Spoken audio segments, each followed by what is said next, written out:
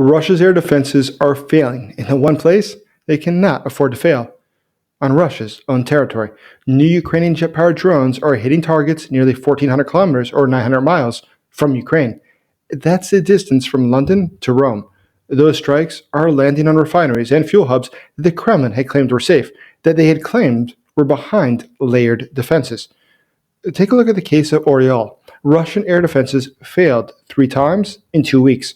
Swarm drones, they bypassed local systems and hit the nearby thermal power plant. That plant heats most of the city. In fact, in one of the strikes, 3 of 4 districts lost heat and hot water as the temperatures outdoors began to drop.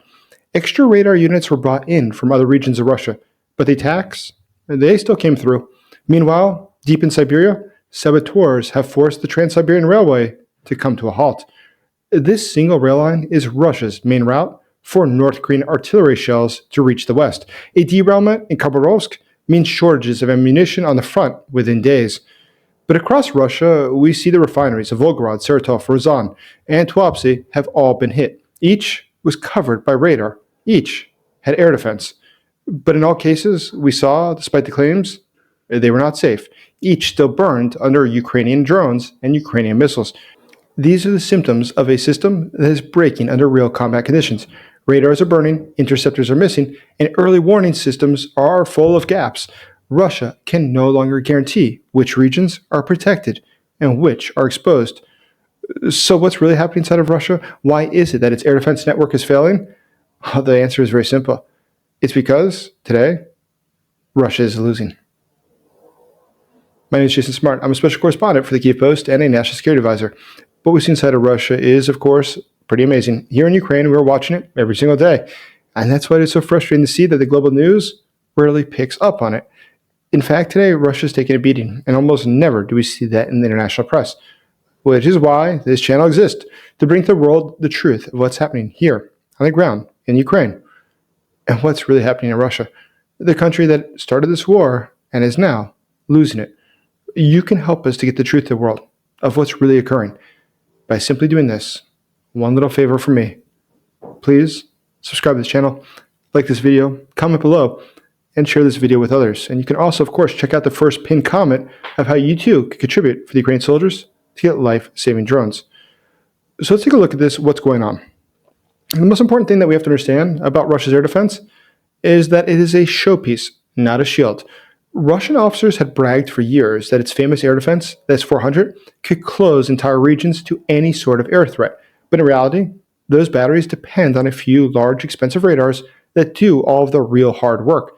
So when Ukraine is able to destroy one of the radars, the launchers, they're just metal tubes. Now, Ukrainian and Western sources have confirmed multiple destroyed S-300s, S-350s, S-400s, Buk, Tor, and other elements across South and Central Russia. Ukrainian units have described how sectors that once had 3 or 4 defense layers inside of Russia now only have 1 or 2. Every lost radar makes the rest of the network blind, slower, easier to saturate. And that's why today, Ukrainian operators are adapting faster than Russian doctrine can keep up. The Ukrainians first send in cheap drones. These cheap decoy drones, they force the Russian radars to switch on. That thereby reveals their location. Then, the Ukrainians send in strike drones. They send in missiles that fly along the air defense coverage's edges and its gaps. And at that point, it's able to turn off that radar permanently. Though Russia claims that its skies are protected, we see that is obviously just fiction. What we see today is that this thinning of air defenses sets a stage for something bigger. It's much more than just tactical strikes. And in fact, it could be part of a full oil war that is fusing sanctions and the strikes into one campaign. Earlier this month, my friend, Dr. Thomas O'Donnell, a nuclear physicist who runs the popular blog globalbarrel.com, wrote a multifaceted, coordinated campaign appears to be underway. The first part of this is to leverage U.S. sanctions and the secondary tariffs on Russian oil exports and to mix them with Ukrainian military action on Russia's refineries and export ports. Now, it is known that the United States and its military intelligence coordinates with Ukraine on the strikes inside of Russia. So what we're seeing inside of Russia today could be a synergy of two things. On one side, we have the sanctions. On the other side, we have the tariffs. But then, on the other side of that, we have Ukraine permanently enforcing sanctions by making it possible for Russia to refine oil and making it possible for Russia to export it. And that's why these attacks mixed with sanctions could be incredibly effective. Obviously, it would be clearly going much further than the G7 oil price caps, which tried to keep Russian barrels on the market at a discount. As we've seen, that earlier price cap strategy effectively had already died. Under it, Ukraine avoided hitting export terminals out of deference to the Americans. But in practice, that strategy failed to cut Kremlin revenue and it wasted valuable time. This new strategy, it's brutally clear. Take Russian barrels offline and replace them from allied sources. And this is where Gulf producers enter the picture. Saudi Arabia, the United Arab Emirates, and Kuwait, and others have responded by lifting output and cutting official selling prices into Asia. Reuters has reported price cuts for December, and cargoes have increased their supply to India. Their extra barrels make it easier for the world to accept a loss of Russian oil. As experts have already determined, this could be something that truly neutralizes the petrostate, flood the global market with other people's oil. With that backdrop, Ukrainian strikes on oil ports have moved from being too risky or being an escalation to becoming strategically necessary. So let's think about it that way. Looking back on September 24th, when the naval drones from Ukraine hit Tuapse and Novorossiysk in Russia for the first time, it briefly interrupted exports for both Russia and Kazakhstan. On November 1st and 2nd, Ukrainian robot boats hit Tuapse again, damaging two tankers, halting exports and refinery operation for days. That was pretty interesting, but even more than that, it has forced other tankers to abandon the port. But 10 days later, another wave came at Tuapse with reported use of Flamingo cruise missiles. What's incredible about that was that these attacks in Novorossiysk, they cut 2% of global supply of oil for days. Overall, this intensity of these attacks has been increasing. It's clearly part of a plan, not by chance. This is a kind of oil war that we've not seen since the Second World War. Now, Ukraine, it is important to note, waited to do these attacks. It waited to make sure that the global supply of oil was secure before hitting the export terminals. Gulf states have been helping, obviously, by pushing down prices and offering discounts to India in order to get India to replace Russian barrels of oil. Ukraine then has exploited the gaps in Russia's air defenses to shut down the pipelines and the berths. The third answer of this, though, of why this is all occurring, is pretty interesting. But there's something else going on at the very same time that's making it very hard for Russia to defend its industrial interior. Look at the case of the Volga region. We see there that Ukraine has carried out high-precision strikes on high-voltage power nodes that air defense should have shielded. In fact, we look at the substations that have been attacked, and we see something very interesting. There, the operators are forced to move the power over to smaller lines. Those smaller lines can't handle the capacity. They tend to overheat. They tend to trip. That causes cascading blackouts in parts of Russia. But that specific node has been central to the Soviet and Russian grid since the mid-20th century. It was never designed to be repaired under sanctions with limited access to Western components. But today, the Russians are getting very, very well acquainted with sitting in the dark. But the attack in Oryol, it shows how exposed the grid of Russia really has become. Drones there hit the open switchgear of the local combined heat and water plant. 3 out of the 4 districts of the city were left without hot water and without heat. Later, long-range Flamingo missiles struck again. Residents recorded explosions and fires across the city. Russian officials tried to downplay the damage, but the videos speak for themselves. You could see that Ukraine was successful. You could see that the air defense failed. But the refineries of Russia, they are faring no better. Look at the case of Ryazan. It typically was processing about 13 million tons of crude per year. But there Ukraine was able to strike the distillation units. Those primary distillation units, they're custom built. They're expensive. Russia can't get more. But that's why the attacks, combined with the ones in Volgograd, Saratov, Kuibyshev, it is forcing Russia into a corner because Russia cannot produce more. But there's something else going on here at the same time. Each successful hit shows that Russian air defenses near these sites are either too slow, too blind, or simply non-existent.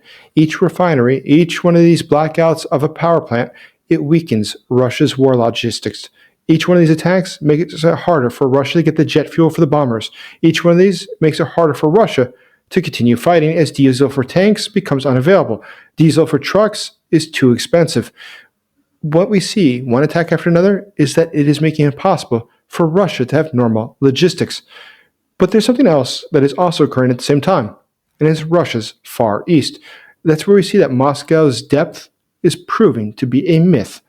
On a remote stretch of the Trans-Siberian Railway in Khabarovsk, a Ukrainian-backed sabotage team there hit the railroad tracks. Ukrainian military intelligence released a video showing explosives placed and detonated under the rails. Freight trails there are typically the ones that carry the artillery, the shells, from North Korea to Western Russia. But now they can't do that. That means that today it's going to be impossible for the Russians to give more supplies to their soldiers on the front. All of these things fit together. All of this is a mosaic of things going wrong for Russia. But the sabotage there, it has a long history, and it also has a very interesting twist. The region has a known Ukrainian diaspora. It's known as the Green Wedge and dates back to the 19th century. Ukrainian intelligence appears to be using local contacts to guide and shelter sabotage teams there. Russia cannot put troops, of course, along the entire Trans-Siberian Railway. The railway itself is 9,600 kilometers or 6,000 miles long. So being so remote, it operates in the advantage of Ukraine. It allows Ukraine to carry out more sabotage.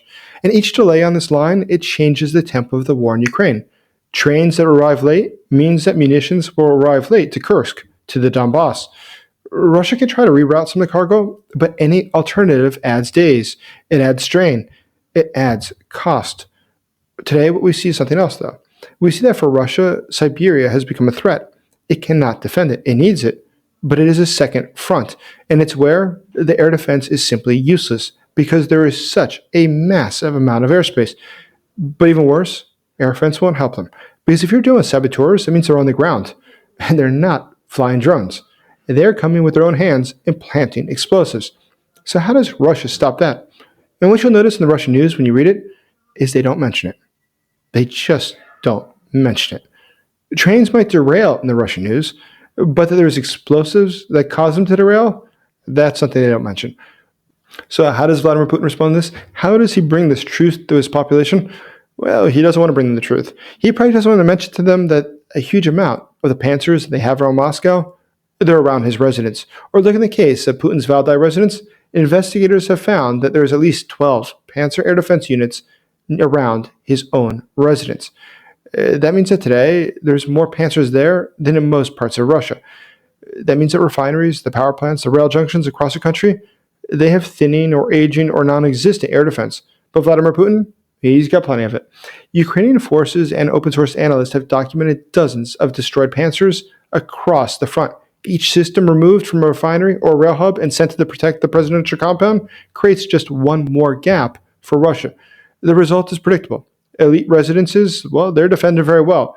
But the soldiers in the front, they don't do very well. But put this all together. What does it all mean? What does this all show us when we look at the big picture? Well, the picture is quite stark.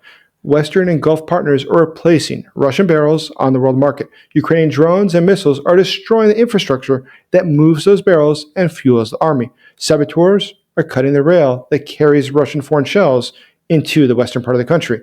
Russian air defenses are losing radars, missing drones, and failing to protect critical nodes. This is a crisis of doctrine, but also of priorities. These failures are spread across thousands of kilometers, across multiple systems, and across every military district of Russia. Radars are burning, interceptors are missing, and early warning coverage is full of gaps. Russia can no longer guarantee which regions are protected, which are exposed. But a state that can no longer protect its own rear is simply a very target-rich environment. As winter closes in, every weakness will matter more. So today when we look at Russia, we can come to only one conclusion. How's Russia doing and why its air defense isn't able to protect it? Well, it's because Russia today is losing a war. Thank you for watching. Please like this video, subscribe to this channel, and consider becoming a channel member today. And leave your comments below. I love to read them. As always, thank you for supporting Ukraine.